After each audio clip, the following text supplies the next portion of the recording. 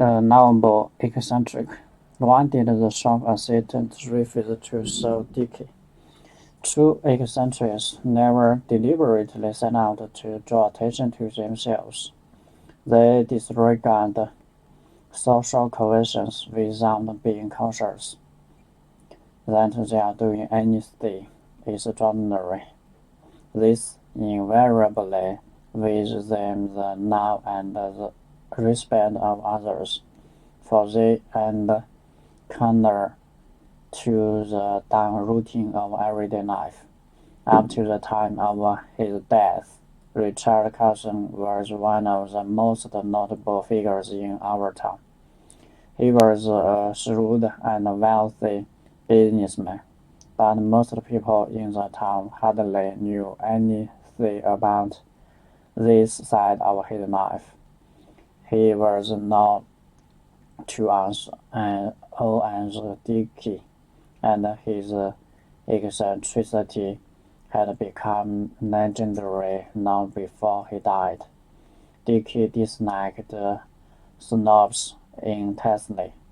Though he owned a large car, he hardly ever used it, preferred always to go on foot, even when it was raining heavily. He refused to carry an umbrella.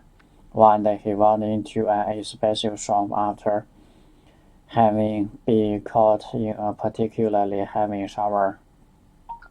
He wanted to buy a £3 watch for his wife, but he was in such a bedraggled condition that a assistant refused to show him.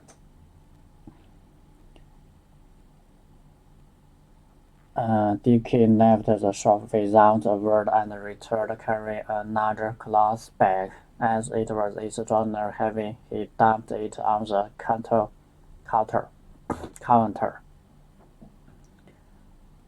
He dumped it on the counter.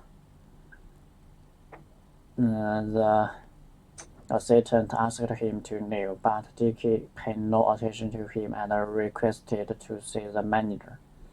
Recognizing who the customer was, the manager was most apologetic and reprimanded the assistant severely. When Dicky was given the watch, he presented the assistant with a cloth bag. It contains £3 in pennies. He insisted on the assistant counting the money before he left. 30,000